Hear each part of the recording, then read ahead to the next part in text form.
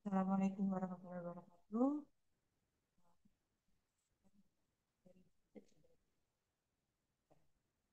Sebelumnya kita sudah membahas ada pilihan beberapa alternatif metode-metode yang bisa dipilih. Kemudian hari ini kan saya sudah menjanjikan kalau akan membahas sedikit, decision making-nya yang seperti apa. Nah, itu yang dibahas di pertemuan yang di pemilihan dan perbandingan seperti itu. Dan yang kita bahas ini adalah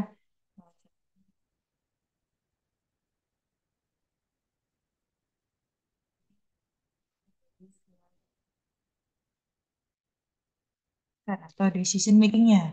Nah, decision making dari beberapa alternatif-alternatif yang ada adalah di sini pertama yaitu elemen-elemen yang dipertimbangkan untuk digunakan sebagai alternatif atau keputusan. Yakin, apakah kita sudah yakin ini, apakah kita sudah memastikan dengan beberapa aspek-aspek itu kita uji coba dulu, kemudian kita pilih berdasarkan prinsip do nothing atau keep doing the same thing. Jadi kita decision atau kita olah dulu, kita perhatikan apakah kita akan melanjutkan atau tidak melanjutkan. Itu adalah prinsip dari do nothing atau keep doing the same thing.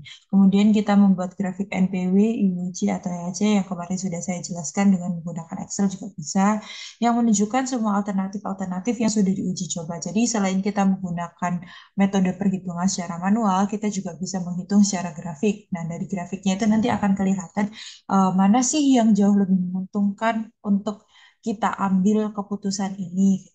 Kemudian analisa garis mana yang terbaik untuk menentukan alternatif-alternatif yang diuji coba. Yang keempat yaitu menentukan titik changeover, titik di mana perubahan nilai yang terbaik dari beberapa alternatif dapat dilihat dari grafik ataupun perhitungannya seperti yang saya barusan saya sampaikan. Kemudian yang terakhir yaitu buatlah tabel prioritas. Tabel prioritas itu nanti diukur kira-kira nilai IRR-nya berapa atau kemarin ada PBB-nya.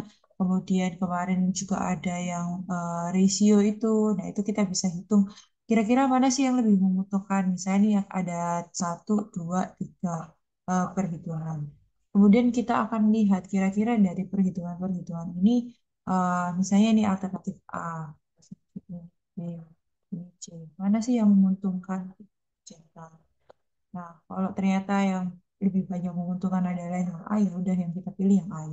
Seperti itu adalah penggunaan dari tabel dari prioritas. Kemudian pengambilan keputusan atau decision making-nya itu diambil berdasarkan apa sih? Kecuali nilai MMR atau minimum alternative rate return atau tingkat bunga minimum yang diperlukan untuk uang yang akan diinvestasikan diketahui, maka present worth analysis atau nilai saat ini atau annual cash flow analysis atau perhitungan per tahunnya per tahunnya tidak dapat dilakukan. Jadi kalau misalnya MRR-nya itu diketahui, maka present worth analysis atau annual cash flow analysis itu tidak bisa dilakukan. Kemudian analisis sekarang atau present worth analysis dan analis arus kas tahunan atau annual cash flow seringkali memerlukan perhitungan yang jauh lebih sedikit jika dibandingkan dengan analisis tingkat rate of return. Jadi biasanya ini yang bisa kita pakai. Ada dua ini ya present worth atau yang annual cash flow karena dia lebih simpel. Kemudian ada beberapa situasi tertentu analisis tingkat pengembalian atau rate of turn lebih mudah dijelaskan kepada orang yang tidak terbiasa dengan analisis ekonomi. Jadi kalau misalnya ngomongin rate of return adalah laju keuntungannya gitu. Jadi misalnya kita ngasih modal 10 juta gitu. Nah, 10 juta itu bisa balik berapa tahun sih lajunya. Jadi kayak misalnya rupiah per tahunnya. Itu lebih mudah untuk kita jelaskan ke orang lain daripada kita ceritain present worth-nya berapa sih per tahunnya atau annualized cash flow-nya berapa sih. Itu lebih susah.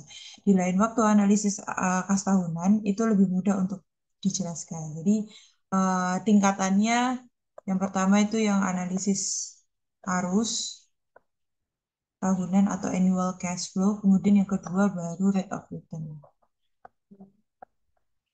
dari tingkat kemudahan. Kemudian perusahaan bisnis umumnya mengadopsi satu atau paling banyak dua. Jadi hanya satu atau dua aja, nggak bisa lebih. Sebenarnya bisa lebih tapi kayak terlalu meribetkan perusahaan. Jadi yang dilihat hanya untuk mempermudah ya satu dan dua teknik analisis untuk kategori masalah yang luas. Jika Anda bekerja untuk perusahaan dan kebijakan yang dipilih menetapkan analisis itu, jadi misalnya kamu kerja di perusahaan dan dia sudah melakukan analisis itu bertahun-tahun, ya sudah, kamu tidak bisa mengubah-ubah, ya sudah diikutin aja. Itu kebijakan rate of return Anda tidak ada pilihan lain dalam hal ini. Jadi kan tadi ada pilihannya tiga yaitu present worth atau annual cash flow. Tapi ternyata yang dipilih rate of return bersama perusahaan itu ya sudah itu yang dipilih. Nah ini contohnya kita menggunakan annual annual cash flow. Jadi pilihan alternatif yang dipilih dengan bunga 10% dari 5 alternatif ini tidak ada salvage. Jadi tidak bisa barang bekasnya itu dijual lagi. Tidak ada sama dengan nol nilainya setelah digunakan 20 tahun. Jadi ini ada alternatif satu 2 3 4 dan 5. Limanya yang di sini ya. Nah, dari 5 alternatif ini tadi, cost ini adalah biaya atau nilai investasi yang kita keluarkan. Jadi yang A itu 4.000, 2.000 yang B, 6.000 untuk yang C, D itu 1.000, kemudian yang E itu adalah 9.000. Nah, keuntungannya yang kita terima tiap tahunnya itu nilainya juga berbeda-beda dengan alternatif A, B, C, D, E tadi. Kalau A nilainya 639, B 410, C 71, dan seterusnya. Maka langkah kita untuk menentukan alternatif mana sih yang dipilih dari kelima ini tadi adalah dengan pertama kita urutkan dulu dari yang keuntungannya paling kecil ke besar. Nah, keuntungannya bisa kita lihat dari nilai ini tadi, annual benefit atau keuntungan tiap tahunnya. Jadi di sini kan kelihatan kalau benefitnya D itu sebesar 117, berarti 117 dulu, kemudian baru yang B 410, baru yang A 639, C 761, baru yang B. Ini kita urutkan dulu untuk melihat, oh kita cobanya dari mana dulu sih, kayak gitu. Nah, kita trial dulu dari D. Nah, dari D kita akan menghitung menggunakan alternatif D menggunakan rumus Excel. Jadi teman-teman bisa langsung pakai rumus Excel. Jadi rumusnya adalah sama dengan rate. Rate ini adalah functionnya. Functionnya terus habis itu baru buka kurung. Nanti biasanya ada P, PV, kayak gitu-gitu. Tapi langsung dimasukkan aja life-nya itu artinya umurnya. Kalau umurnya tadi kan diketahui 20 tahun. Ya dimasukkan 20 tahun. Kemudian annual benefit-nya. Annual benefit ya kita sesuaikan. Kalau misalnya kita ngomongin D ya berarti 117. Kemudian first cost-nya. Nah ini ada nilai minusnya jangan lupa. Jadi koma minus koma dari first cost-nya. First cost-nya itu adalah 1.000. Jadi kita masukkan seperti ini baru sama dengan kita enter. Nah, akan didapatkan bahwa rate of return-nya sebesar 9,94. Nah, nilainya kurang dari 10%. Sedangkan di sini kan diketahui bahwa alternatif yang nilai bunganya adalah 10%. Jadi pilihannya adalah doing nothing atau doing something. Berarti kita pilih doing nothing karena nilainya IRR-nya kurang dari interest rate-nya atau 10%. Nilainya adalah 9,94% kurang dari 10%. Jadi kita memilih untuk doing nothing.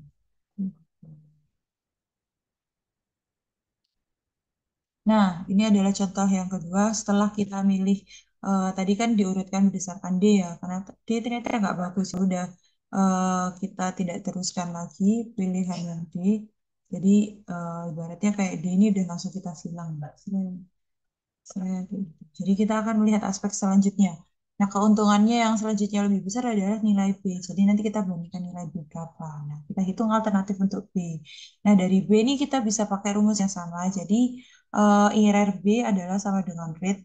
Ini adalah fungsinya seperti yang tadi saya bilang. Ini adalah N-nya. Sedangkan 110 adalah benefitnya dari B dari sini. Kemudian minus 2.000 adalah nilai dari first cost-nya. Nah, ternyata diketahui bahwa nilai IRR-nya lebih dari 10%. Maka dia bisa dipilih. Berarti bukan doing nothing, tapi dia doing something. Kita bisa melanjutkan untuk pilihan alternatif B. Nah, bagaimana kita melihat dengan aspek-aspek yang lainnya? Nah, kan kayak B, C, dan E itu kan nilainya lebih besar tuh annual benefitnya, tapi cost-nya pun juga lebih besar. Maka kita akan hitung kira-kira berapa sih nilainya. Nah, dengan menghitungnya gimana nggak kita hitung satu-satu, tapi kita komparasi dengan B. Karena kenapa kok dikomparasi dengan B? Karena kita udah tahu kalau nilainya dia sudah lebih besar dari 10%. Jadi nanti kita hitung dengan menggunakan selisih. Nah, rumusnya gimana? Sama dengan rate, terus habis itu baru dalam kurung N-nya dikurangin, tinggal N, koma, selisih dari annual benefit, koma, baru selisih dari cost-nya. Dan nilainya masih tetap minus. Baru di sini. Nah, dari perhitungan itu, misalnya ini kita akan bandingkan A dengan B gitu. Kenapa kok A min B? Ya karena nilai A lebih besar dari nilai B.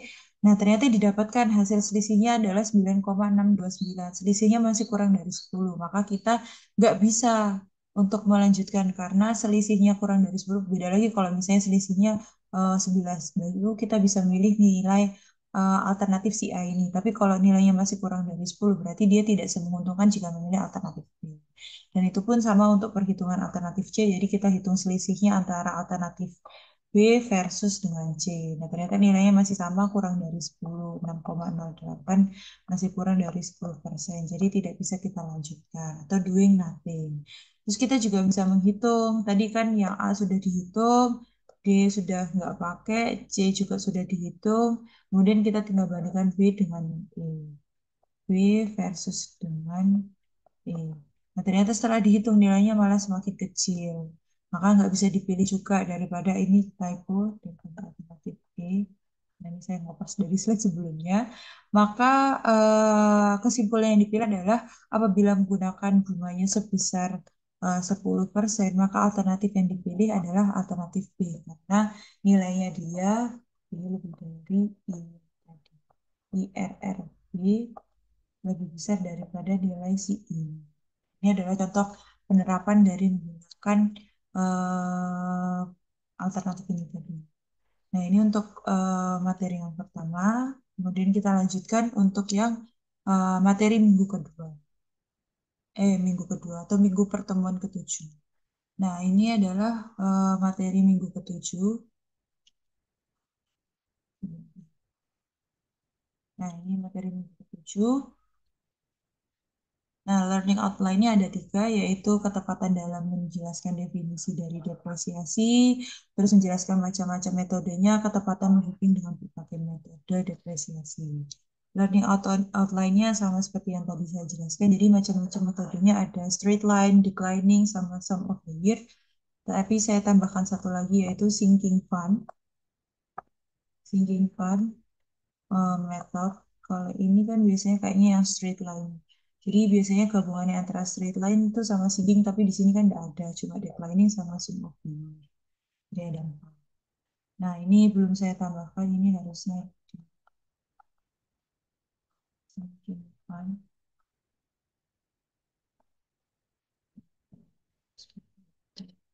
Nah, depresiasi sendiri adalah penurunan nilai value. Jadi misalnya teman-teman beli iPhone pada tahun 2021, belinya 15 juta.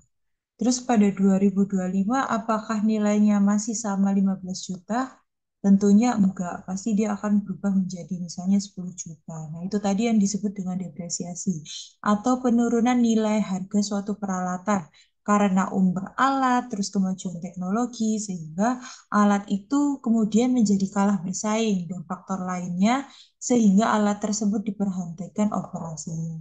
Ini contohnya kayak kita menggunakan HE, terus habis itu filter, alat-alat filtrasi, seperti itu. Nah, yang biasa diapresiasikan adalah bangunan dan peralatan proses. Ini in terms of CHE atau chemical engineering. Jadi industri. Jadi misalnya industri kimia seperti itu. Nah, maksud depresiasi dari suatu peralatan adalah yang pertama, kita buat apa sih kok belajar depresiasi? Karena kita perlu mengganti harga atau biaya pemakaiannya. Kemudian yang B yaitu pengembalian alat atau alokasi modal. Kira-kira berapa sih modalnya yang dibutuhkan untuk membeli alat yang baru? Atau kita misalnya memikirkan, misalnya kan alat itu bertahan 5 tahun.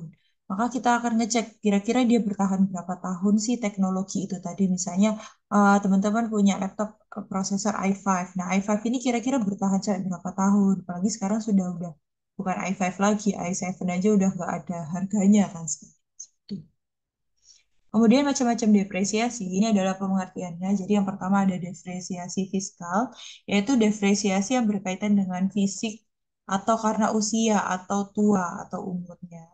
Kemudian depresiasi fungsional, depresiasi yang disebabkan karena penurunan fungsi dari peralatan tersebut. Contohnya misalnya dari HDD. HDD atau hard disk, teman-teman tahu kan? Nah, hard disk ini kalau misalnya dia semakin kita pakai, biasanya fungsinya semakin turun. Makanya itu tadi laptopnya makin lemot. Gitu. Nah, ini adalah menunjukkan bahwa dia adalah depresiasi yang terjadi di alatnya kalian, di laptopnya kalian.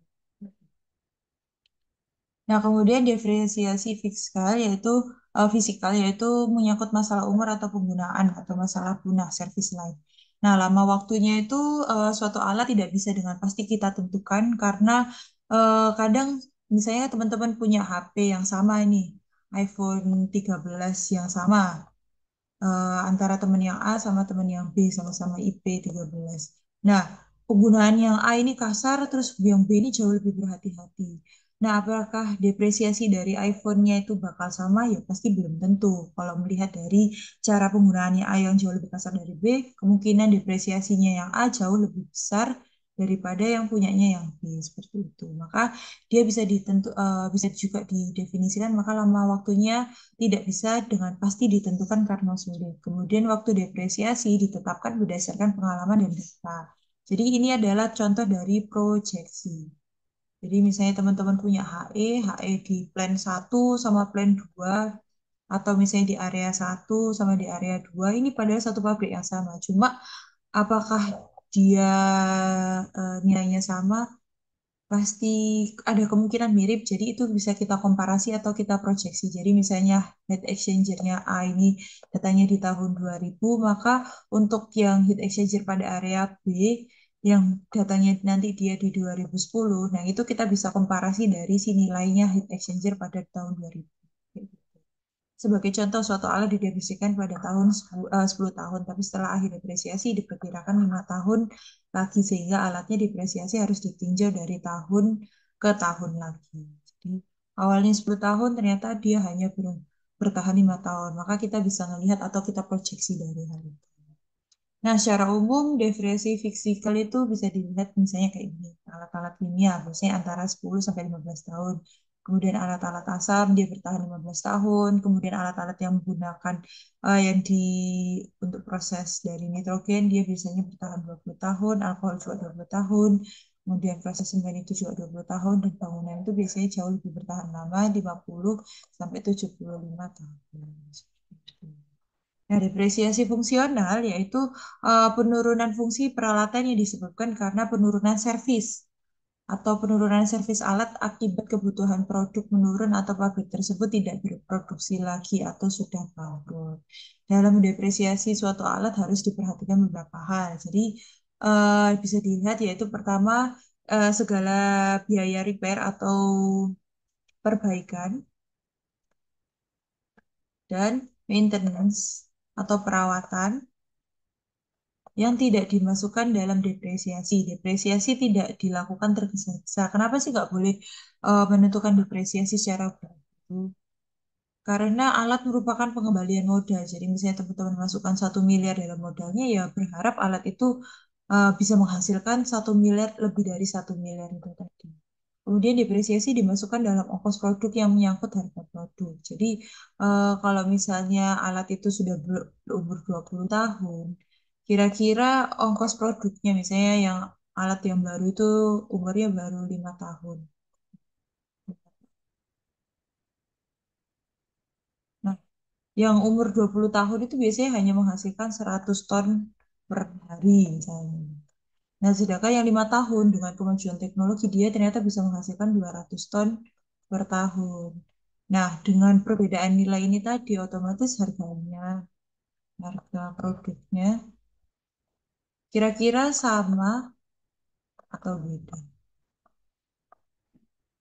Harusnya berbeda, karena dari kapasitasnya juga berbeda. Terus kemudian alat-alat, misalnya motor nih, motor Vario pada tahun 2016 sama Vario tahun 2025 gitu.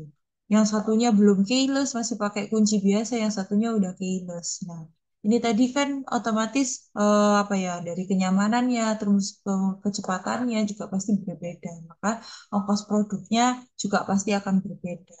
Karena hasilnya juga akan berbeda lagi dari ya contohnya kayak gini saya alatnya menghasilkan 100 ton per hari yang alat 5 tahun dia hanya bisa menghasilkan lebih banyak lagi atau seperti itu.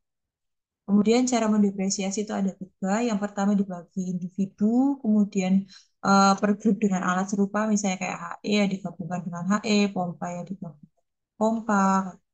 Kemudian yang ketiga yaitu keseluruhan pabrik. Jadi semuanya ditinjau bersama-sama. Jadi dari masuk, dari raw material sampai dari produk itu kita tinjau. Nah, individual adalah kita depresiasi, kita hitung satu-satu. Misalnya pompa A, B, C, padahal dia alatnya sama, sama-sama sentrifugal, tapi kita hitung sendiri-sendiri. Nah, bisa tapi caranya kurang praktis karena terlalu banyak bagian bagian. Padahal sama. Kemudian kita juga bisa menggrupkan. Contohnya adalah HE itu tadi. Misalnya HE-nya tadi sama-sama heater gitu. Kita gabungkan semuanya heaternya. Ada cara grup misalnya bangunan digabungkan seng kayu beton bla bla bla. Nah, pompa digabungkan jadi pompa sentrifugal kayak gitu. Nah, tapi bisa, tapi hasilnya kurang tepat. Kenapa kok kurang tepat? Nah, misalnya yang tadi heater HE gitu. HE kan ada heater, ada cooler. Nah, misalnya kalau kita grupkan heater sama cooler jadi satu, apakah tepat kan belum tentu. Biasanya fouling-nya gimana?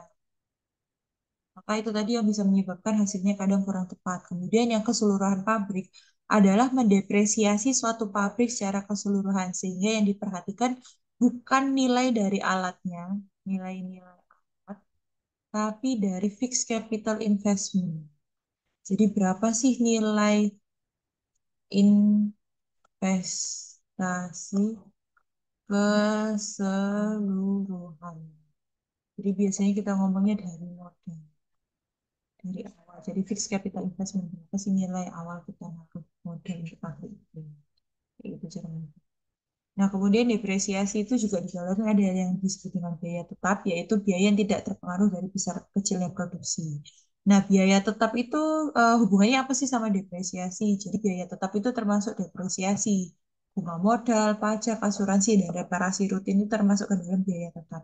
Nah, biaya tetap itu terbagi menjadi dua, ada yang cash sama non-cash. Nah, depresiasi interest atau bunga atau dan asuransi termasuk biaya tetap non cash. Jadi kayak penurunan harga alat itu kan seperti tidak bisa diuangkan kayak gitu. Nah, kemudian reparasi dan pajak itu termasuk biaya tetap cash. Jadi kayak kita mengeluarkan apa ya?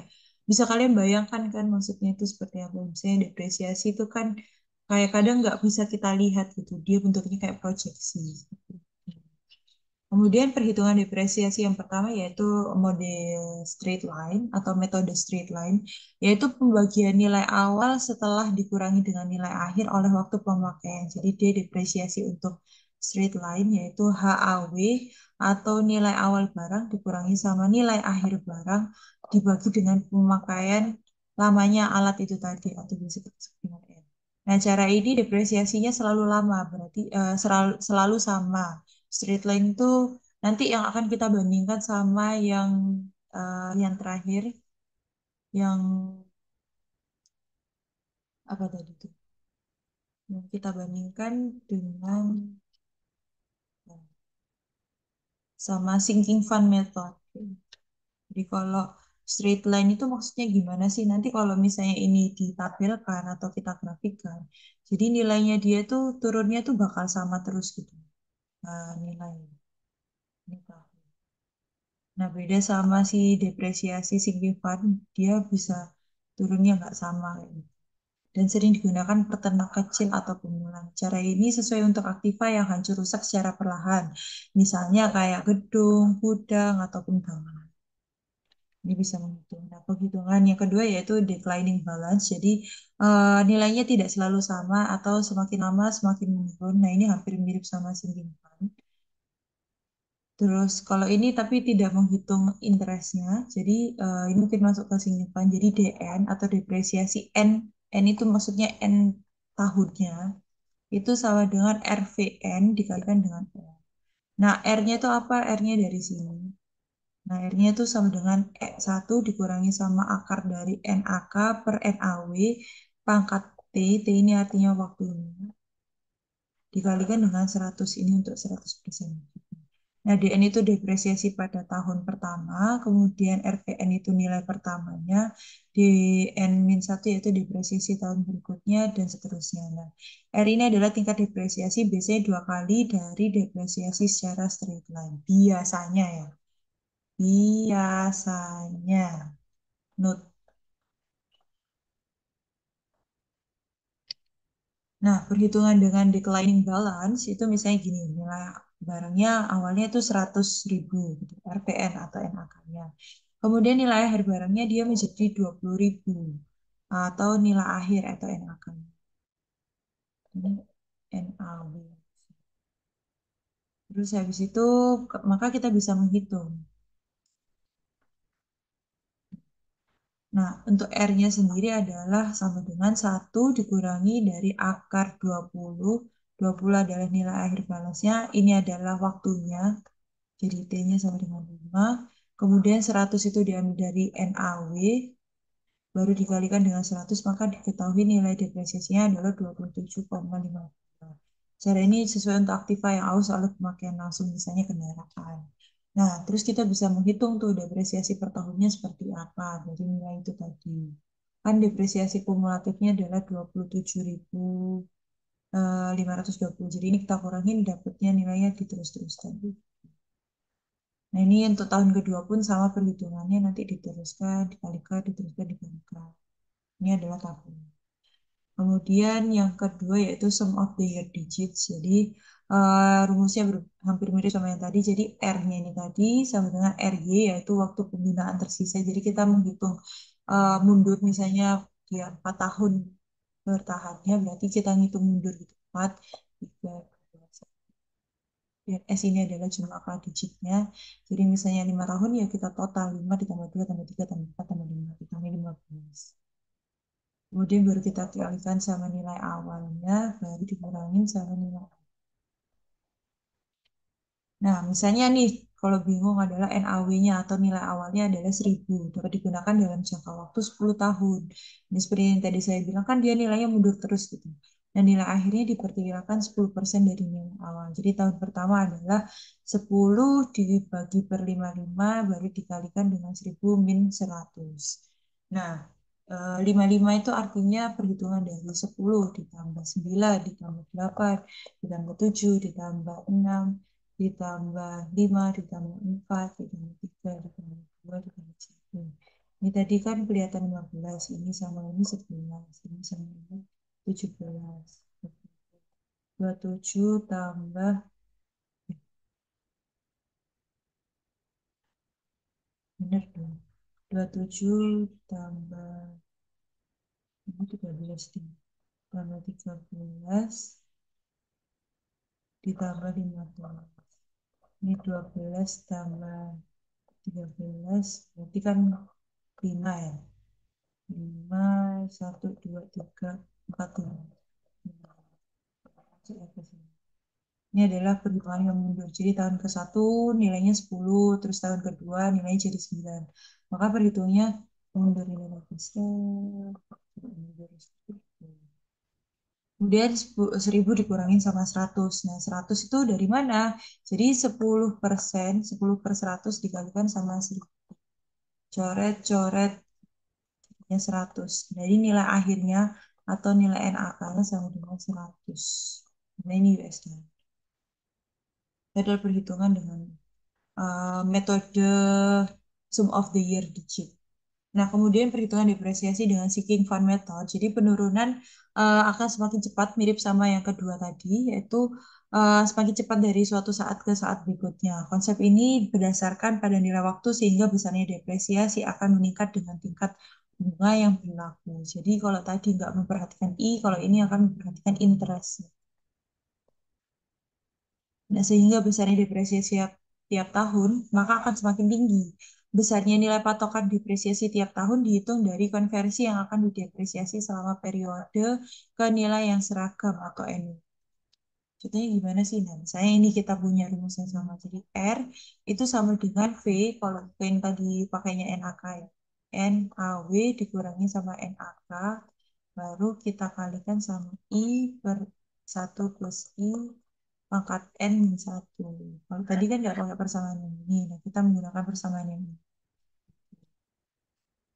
Nah, ini baru untuk memahami, baru kita coba dengan tugas. Jadi, suatu gabungan peralatan dibeli dengan harga 170. Nah, 170 berarti kan NAW-nya 170 E6 atau E plus 6 atau 170 juta. Sehingga nilai akhirnya NAK-nya sama dengan 20 E plus 6. Gitu. Nah, masa operasi 10 tahun, misalnya N, atau kita sebut dengan S, itu 10 tahun, maka harga alat pada 1, 2, 3, 4 sampai ke 5 dan seterusnya. Jadi nilainya N itu berapa sih?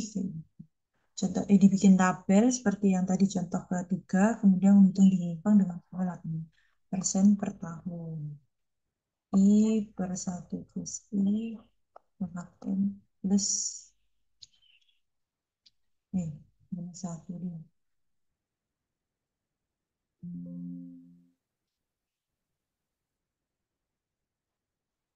Seperti itu. Nah, saya udah. Dari penjelasan itu, mungkin kalau misalnya ada pertanyaan, silakan saya minta tolong PJ-nya untuk mengakomodir. Nanti kalau misalnya mau kurang jelas, silakan ditanyakan saja. Mungkin itu sekian dari saya. Kemudian ini juga pertemuan terakhir. Apabila saya selama ini mengajarnya ada kurangnya, saya mohon maaf. Saya akan selalu terbuka untuk diskusi dan kritik dan saran silakan. Terima kasih atas partisipasinya dan semangatnya. Wassalamualaikum warahmatullahi wabarakatuh. Also, happy Ramadan sama Eid Idul Fitri. Nah, taqabbalallahu minna wa minkum. Wassalamualaikum warahmatullahi wabarakatuh.